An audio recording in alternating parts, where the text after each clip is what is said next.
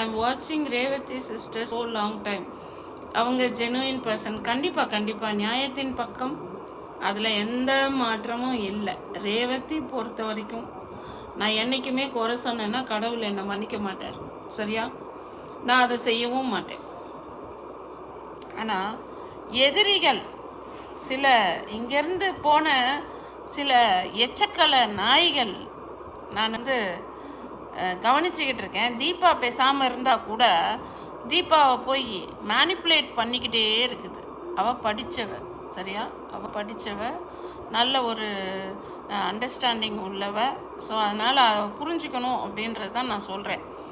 இப்போது மேனிப்புலேட் பண்ணி பண்ணி பண்ணி தீபாவை இப்போ என்ன ஆகும், இங்கேருந்து என்ன பண்ணாங்களோ அதே தான் அங்கே போய் பண்ணுவாங்க. இப்போ நாளைக்கு தீபாவுக்கு அகெயின்ஸ்டாக ஒரு சேனல் வருதுன்னா உடனே அங்கே போய் தீபாவை பற்றி குறை சொல்லுவாங்க. அதுலேயும் இந்த ஈஸ்வரி எதுக்காக ஒரு பிரச்சனை முடிஞ்சு போன பிரச்சனையை போய் கிளறி கிளறி கிளறி கிளறி விட்றான்னு எனக்கு தெரியல.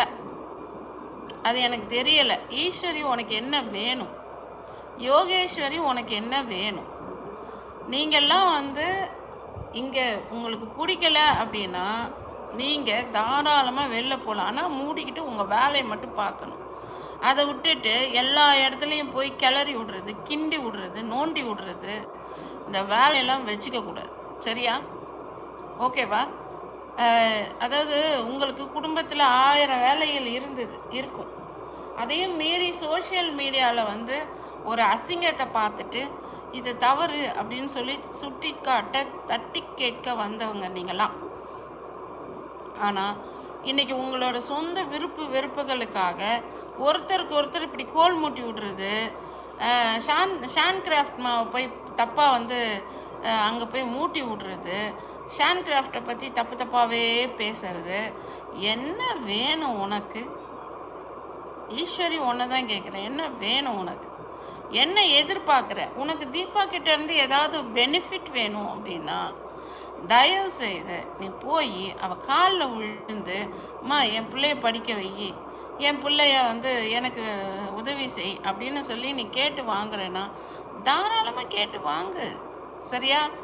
நாங்கள் அதுக்கு தடை சொல்லவே மாட்டோம். ஒருத்தவங்க கிட்ட இருந்து ஒரு பெனிஃபிட் எதிர்பார்க்குறீங்க நீங்கள், அந்த பெனிஃபிட்டை வாங்குற வரைக்கும் அவங்கள நல்லவங்க தலையில் தூக்கி வச்சுட்டு கொண்டாடுறீங்க. எல்லாரையும் சொல்லலை, சரியா? மக்கள் அதை புரிஞ்சுக்கணும். தலையில் தூக்கி வச்சுட்டு கொண்டாடுறது, அதுக்கப்புறம் என்ன பண்ணுறது? அப்படியே நம்மளை பற்றி நம்மக்கிட்ட அவ்வளோதான், இதுக்கு மேலே தேராதுன்ன உடனே இங்கேருந்து வேற எங்காவது போய் நம்மளை பற்றி பேசுறது இல்லையா? இது இது எந்த விதமான மனப்போக்கு எனக்கு புரியலை. ஓகே, ஸோ மக்களை நான் பேச கேட்குதாடா செல்லம்? சொல்லுங்க.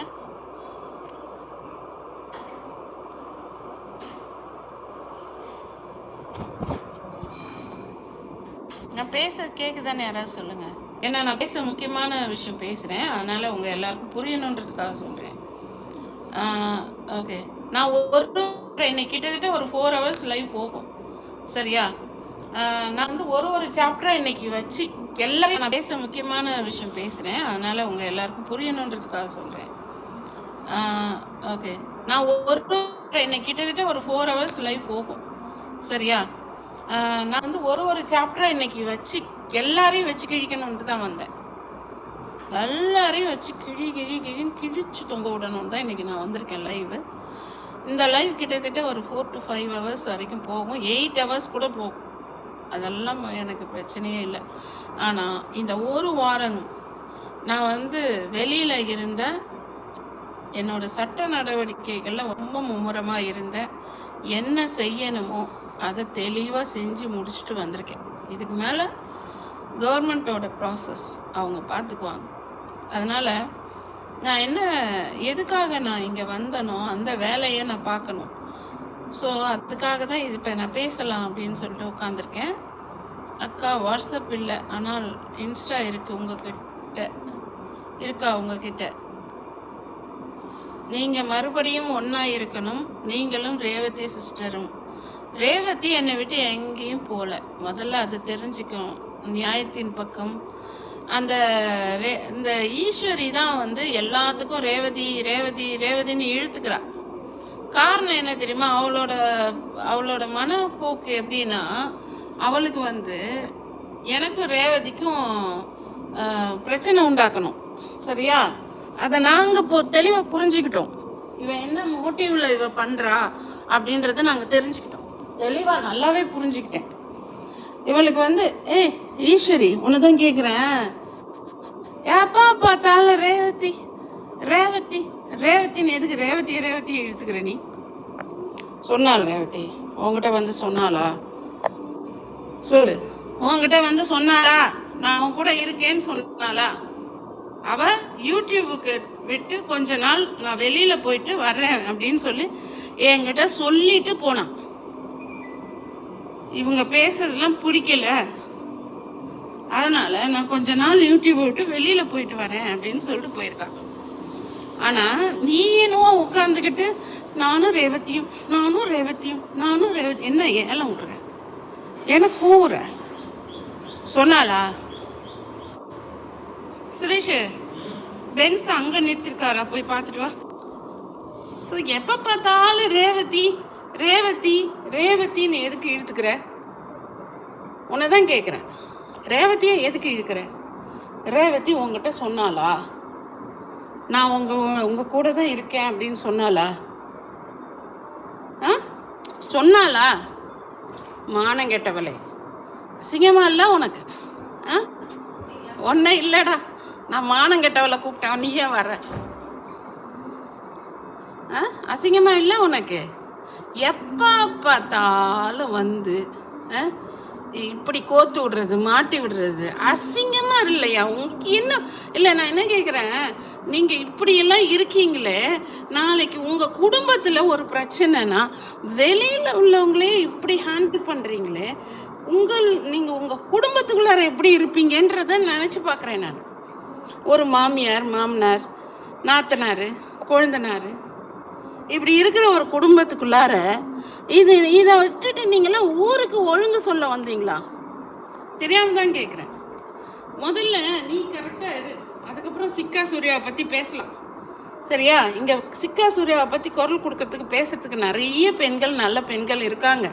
அதில் ஒருத்தி ரேவதி. சரியா? அவளோடலாம் நீ கம்பேர் பண்ணிட்டு உள்ளார வராது. உன்னை யாரும் கூப்பிடல, புரியுதா?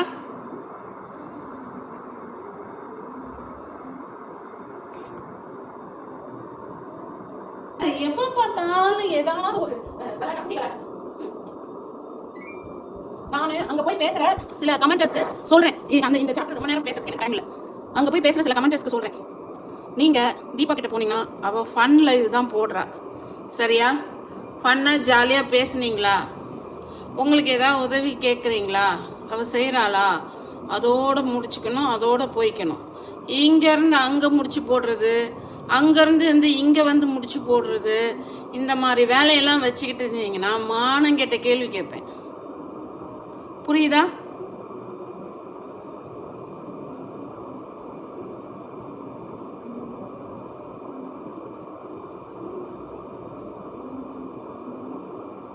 நீங்கள் ஏன் துரோகம் பண்ணினீங்கன்னு கேட்டால் உங்களை குறை சொல்கிறாங்க. வளர்மதி குறை சொல்கிற வாய் எப்போதும் குறை சொல்லிக்கிட்டே தான் இருக்கும். புரியுதா? குறை சொல்கிற வாய் எப்போதும் குறை சொல்லிக்கிட்டே தான் இருக்கும். அதையெல்லாம் அடக்கவே முடியாது. இதுங்கெல்லாம் ஒரு குடும்பத்துக்குள்ளார எப்படி தான் குடும்பம் நடத்துதுங்கன்னே தெரில. பாவம் அந்த மாமியார், மாமனார், குடும்பம், அந்த நாத்தனார், அதுங்கெல்லாம் என்ன சிக்கி சின்னாபின்னம் ஆகுறாங்களோ தெரியலை. என்ன பொம்பளைங்கடி நீங்களாம்? என்ன பொம்பளைங்கடி நீங்களாம்? இங்கே வர்றாங்களே, கமெண்ட்ஸ் போட வர்றாங்க, என்ன பண்ணுறாங்க? ஒரு அநியாயத்தை எதிர்த்து ஒரு தப்பான விஷயம் நடக்குது, அதை கண்ணால் பார்த்துக்கிட்டு இருக்க முடியல.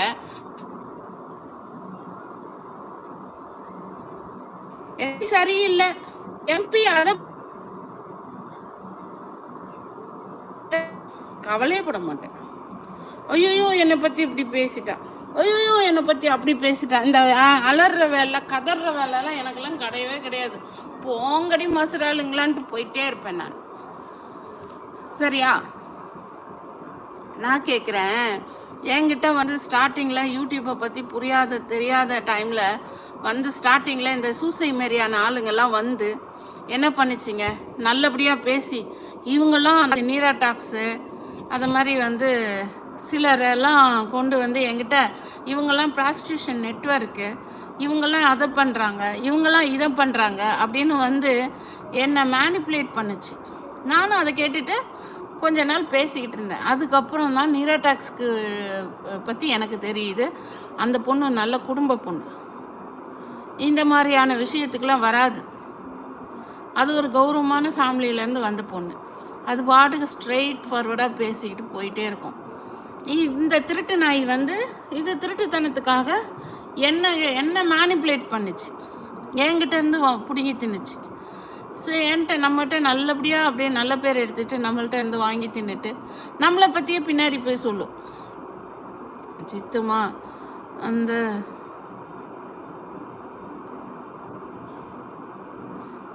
அதுதான்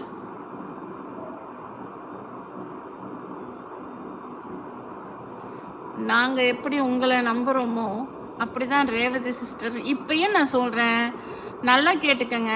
ரேவதி தீபாவோட லைவில் கிடையாது, ரேவதி நம்ம லைவ்லேயும் கிடையாது. அவள் பாட்டுக்கு அவள் குடும்பத்தை பார்க்குறா.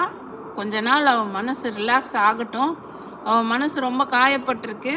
அவள் வரட்டும், அவள் வர்றப்ப வரட்டும் அப்படின்னு சொல்லி விட்டு வச்சுருக்கேன். அவள் பாட்டுக்கு நிம்மதியாக இருக்கா. இவ என்ன பண்ணுறா தெரியுமா, அவள் என்னவோ இவ கூட கூட்டணி வச்சுக்கிட்ட மாதிரியும் இவகிட்ட போய் நிற்கிற மாதிரியும் நானும் ரேவதி யோகேஸ்வரி, நானும் ரேவதி யோகேஷ். என்னடி சொல்ல வர நீ, என்ன சொல்ல வர நீ? ரேவதி உங்ககிட்ட இருக்கால? ரேவதி கிட்ட நான் பேசிக்கிட்டு தான் இருக்கேன், சரியா? ரேவதி ஃபோன் நம்பர் என்கிட்ட தான் இருக்குது. ரேவதி உன்கிட்ட ஃபோன் கான்காலில் வந்து பேசினாலா? நான் எடுத்து போடட்டுமா? நீங்கள் எந்த டைம்லலாம் கான்கால் பேசியிருக்கீங்க, என்னெல்லாம் பேசியிருக்கீங்கன்னு உங்கள் கான்காலில் ரேவதி இருக்காளா? எதுக்காக ரேவதி பேரை கெடுக்கிற? ரேவதி ரேவதி ரேவதின்னு எதுக்கு கூவுற? ஏன் உனக்கு ரேவதியோட யூரின் குடிக்கணுமா? சொல்லு. இது என்ன தெரியுமா மக்களே, இவங்க என்ன ட்ரை பண்ணுறாங்கன்னா ரேவதியோட நேமை ஸ்பாயில் பண்ணுறாங்க. ரேவதி நமக்கு துரோகம் பண்ணிட்ட மாதிரியும், ரேவதி அங்கே போய் அவங்க கூட கூட்டணி வச்சுக்கிட்ட மாதிரியும், அவளுங்க கூட ரேவதியும் இருக்கிற மாதிரியும், இதெல்லாம் நீ என்னென்ன திருட்டு வேலை பண்ணுற? நான் தீபாவுக்கு சொல்கிறது ஒன்று தான். தீபா, நீ இவளுங்கிட்ட ரொம்ப ஜாக்கிரதையாக இரு, சரியா? ஒரு ஆபத்தான நேரத்தில் 500 ரூபாயாக இருக்கட்டும், 1000 ரூபாயாக இருக்கட்டும், 5 ரூபாயாக கூட இருக்கட்டும், ஆபத்தான நேரத்தில் எந்த நாயும் உதவி செய்யாத நேரத்தில் நான் தான் அந்த குழந்தையோட ஃபோட்டோவை போட்டு எல்லாரும் போய் உதவி செய்யுங்கன்னு சொன்னேன். எல்லாரும் போய் ஹெல்ப் பண்ணாங்க, சரியா? அந்த இடத்துல என் ஃபோன் நம்பர் போடல, அவள் ஃபோன் நம்பர் போட்டேன். நானும் பணம் 5000 ரூபாய் அனுப்புனேன். அதையே வாங்கி வச்சுட்டு அதுக்கே வந்து நன்றி இல்லாத எப்பா அப்படியே சிலர்லாம் வந்து இந்த மாதிரி ஒரு ஆபத்தான நேரத்தில் உதவி செஞ்சால் அவங்களுக்கு கடைசி வரைக்கும் நன்றியோடு இருப்பாங்க, இல்லையா? அந்த மாதிரி ஆபத்தான நேரத்தில் நம்ம உதவி செய்கிறோம், அந்த உதவியை கூட மறந்துட்டு போய் இந்த மாதிரி எச்ச வேலை அவங்களுக்கு கொடுக்குறோம், இவங்களுக்கு கொடுக்குறேன். அப்புறம் ஜீவாம்மா வந்து ஹெல்ப் பண்ணாங்க. ஜீவாம்மாவோட காசை ஏமாத்திட்டு எப்படி அவ சொன்னவ? ஜீவாம்மாவோட காசை நான் ஏமாத்திட்டேன்னு செருப்பு பிஞ்சிரும் நாய்ங்களா, சரியா? ஜீவாம்மா 70,000 ரூபாய் கடனாக கொடுத்துருக்காங்க. யாருக்கு?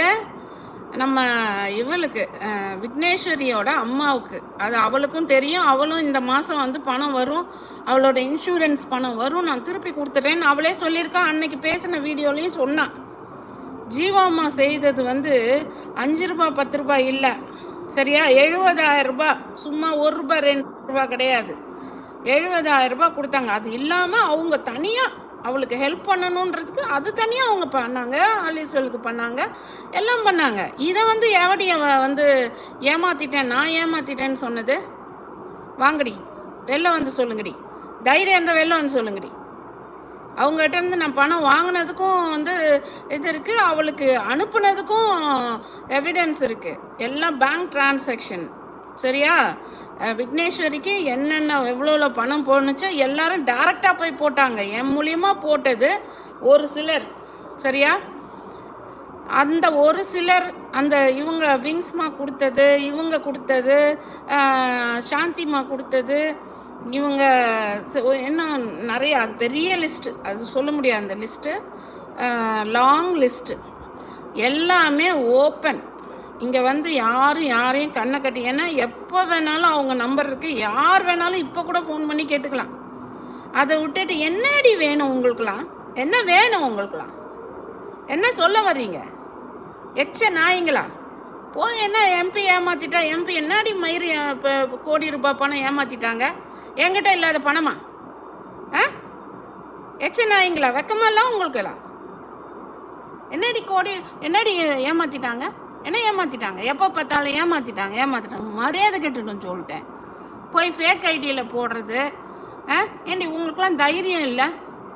கான்கால் எடுத்து வச்சு தீபாவுக்கு நான் சொல்கிறது என்னென்னா, இன்றைக்கி எனக்கு நடந்தது தீபா, நாளைக்கு உனக்கு நடக்கும். சரியா?